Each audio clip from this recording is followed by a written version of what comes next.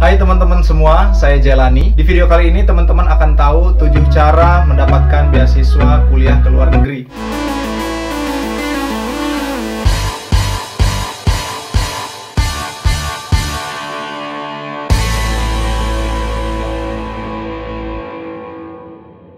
Sebelum lanjut, silahkan teman-teman sediakan notebook, buku catatan, or something like that. Jangan sampai lupa ya, silahkan, monggo. Yang pertama, yang harus dipersiapkan adalah informasi yang detail dan lengkap.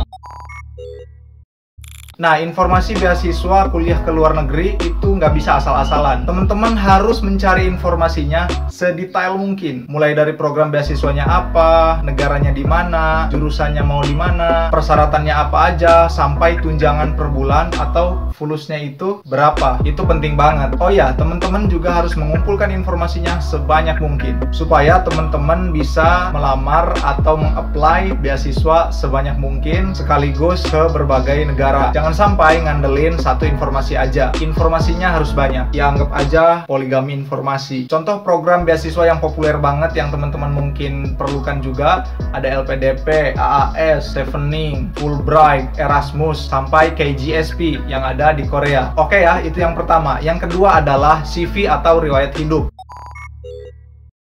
Persis seperti melamar pekerjaan, melamar beasiswa juga perlu adanya CV. Di dalam CV itu terkumpul riwayat hidup teman-teman, prestasi teman-teman, karya teman-teman yang tentunya akan menarik pihak penyelenggara beasiswa. Ingat ya teman-teman, yang menarik. Kalau dirasa CV teman-teman belum menarik, silahkan teman-teman cari pengalaman, cari karya, cari wawasan sebanyak mungkin supaya teman-teman CV-nya bagus, menarik untuk mengapply beasiswa tentunya. CV juga modal utama beasiswa ke luar negeri with a scholarship dengan beasiswa. Nah, yang ketiga adalah kemampuan belajar bahasa Inggris.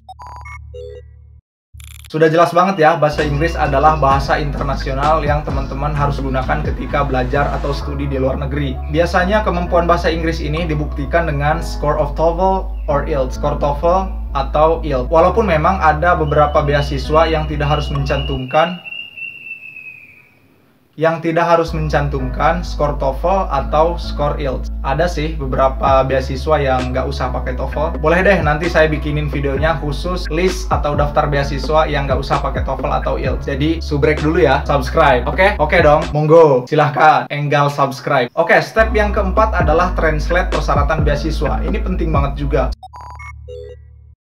Secara umum, kuliah di luar negeri itu harus mentranslate file-file yang dibutuhkan. Nah, translate persyaratan beasiswa ini tergantung dari program beasiswa yang disediakan. Ada yang harus translate-nya ke dalam bahasa Inggris, ke dalam bahasa Jerman, Spanyol, ada juga yang Cina atau Korea. Itu tergantung program beasiswa yang disediakan. Tapi secara umum, kita itu harus translate ke dalam bahasa Inggris. Mulai dari ijazah, transkrip nilai, karya-karya, sertifikat, segala macam. Nah, usahakan translate persyaratan beasiswa ini dari jauh-jauh hari. Nah, enak kan kalau misalkan udah beres ketika mau daftar program beasiswa. Gak usah bingung-bingung, teman-teman bisa menerjemahkan persyaratan beasiswa lewat penerjemah tersumpah. Banyak kok di medsos, ada di IG atau di tempat-tempat kursus, contohnya di Pare tentunya. Yang kelima adalah esai. Nah, maksud esai di sini adalah kemampuan teman-teman menulis rencana studi atau proposal studi. Ada juga istilah lain sih, tergantung beasiswanya. Perlu teman-teman ketahui, menulis esai ini nggak bisa SKS, sistem kebut semalam. Nggak bisa dalam waktu yang singkat. Harus difikirkan matang-matang, sampai-sampai teman-teman juga harus menyeleksi mana kata yang harus dicantumkan atau yang tidak harus dicantumkan. Teman-teman harus memberikan alasan kenapa teman-teman apply beasiswa itu, kemudian nanti program studinya mau seperti apa, tahun pertama mau kayak gimana, sampai teman-teman habis lulus mau ngapain juga. Itu juga dicantumkan dalam esai. Yang keenam adalah motivation letter dan recommendation letter. Dua jenis surat ini hampir sama tapi berbeda.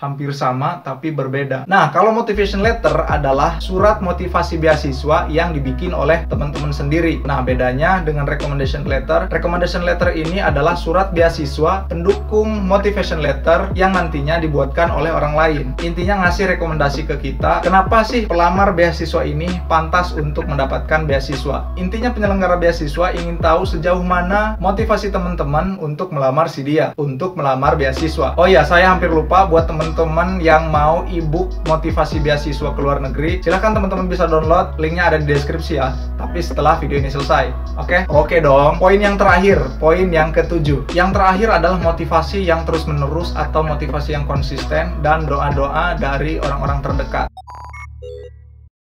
Kadang mimpi kita atau motivasi kita untuk kuliah ke luar negeri itu naik turun. Kadang kita lelah, kadang kita capek, kadang sampai putus asa kalau kita mau kuliah ke luar negeri. Maka teman-teman harus bisa menjaga motivasi itu dengan baik, harus terus-menerus. Bisa dengan cara membaca kisah-kisah para scholarship awardee atau menempelkan bendera negara tujuan di dinding kamar teman-teman. Sampai-sampai teman-teman juga bisa menuliskan program beasiswa yang akan dilamar di daun pintu kamar teman-teman. Itu luar biasa sih, mantap. Minta doa kepada orang-orang terdekat ini sangat penting, terutama adalah ibu, karena doa yang paling tajam adalah doa ibu. Silahkan teman-teman sekarang bisa download 2 ebook gratis buat teman-teman, khusus untuk teman-teman, linknya ada di deskripsi. Tapi untuk mendukung channel ini silahkan teman-teman subscribe dulu. Selamat berjuang untuk teman-teman, doakan saya juga. Please click thumbs up and support our channel with subscribe.